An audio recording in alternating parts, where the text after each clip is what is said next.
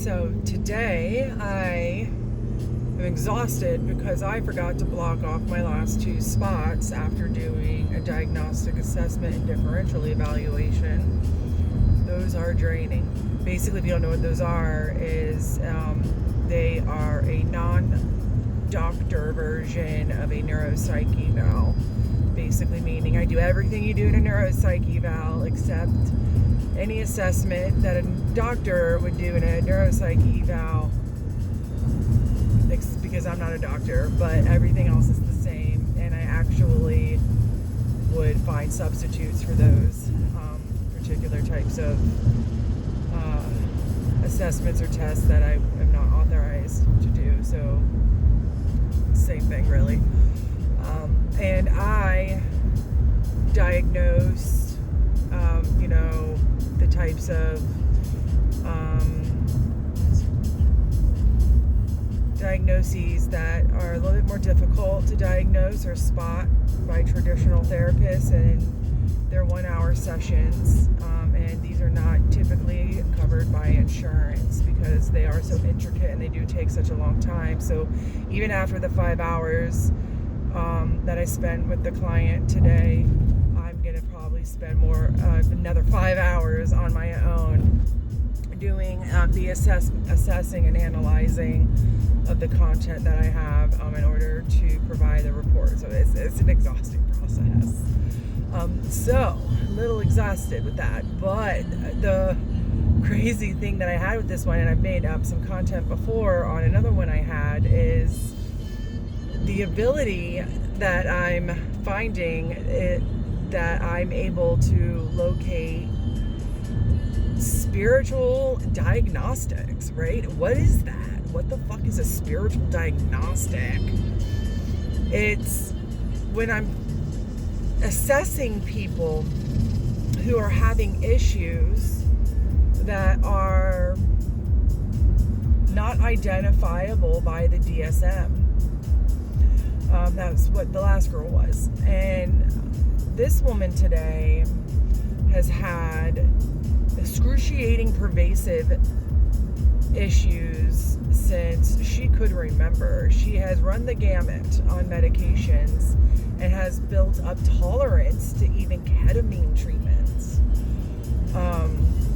and has done EMDR and has been in therapy for 40 years, folks, and still has persistent and pervasive life-altering mood disorders, and is on again, off again over the years thinking about unaliving self and death, sometimes up to 4 times a week, but just can't figure out where it's coming from or why. Now, she has a fantastic therapist, an amazing support team clinically. I know one of the members of her support team, amazing woman. So this woman is spiritual, believes in metaphysics, and after reviewing all of the tests and scales I gave her in our interview, some pretty big stuff came up, right? And eventually our clinical interview turned into a Q&A session on her part with me and my knowledge. And next thing I know, we're kind of got a little therapy thing going.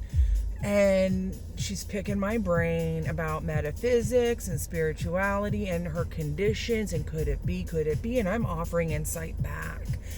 And, at some point it comes up, is this clinical or is this spiritual? And we're realizing we found a even earlier route that could be a problem. Like, we're talking early. Okay.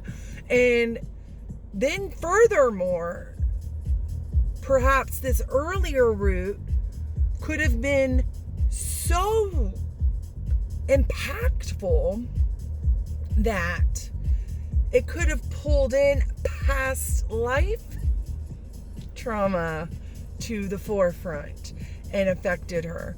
And I explained to her, past life can always present this life. I said, you've got so much living in your unconscious, not just from this lifetime, from past lives. She had no idea that this could have even been possible, and she's very, like I said, metaphysically inclined and open.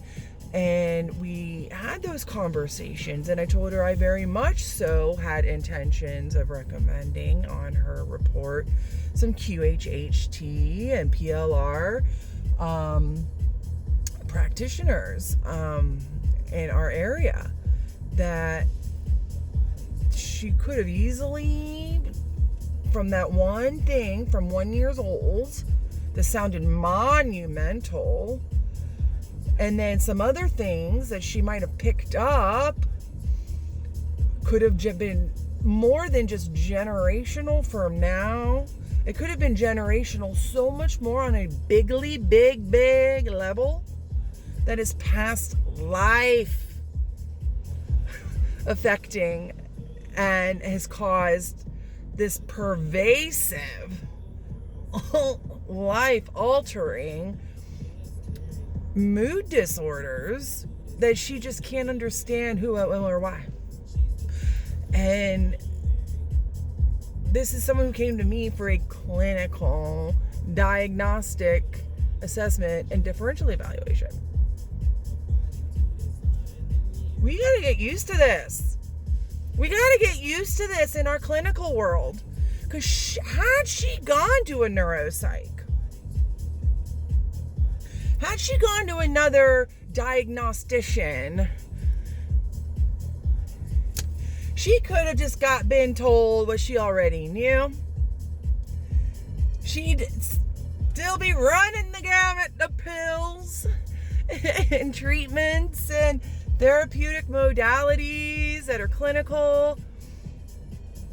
And fortunately, her provider knows that I not only am a clinician, a diagnostician, that I am aware of the role that metaphysics plays in mental health in our clinical world.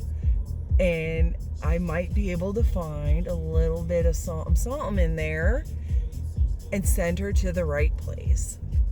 What we need to start doing is waking up and realizing that metaphysics, quantum physics, does play a role in our physical and mental health and in our reality today and what's going on.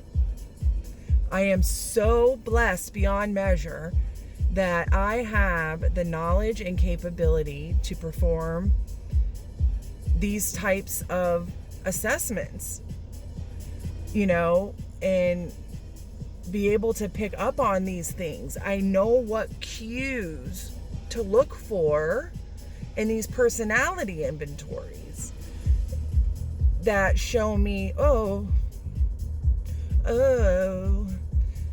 that's weird. Extreme extroversion, but, with extreme agreeableness? Let's talk about that. Let's have a conversation.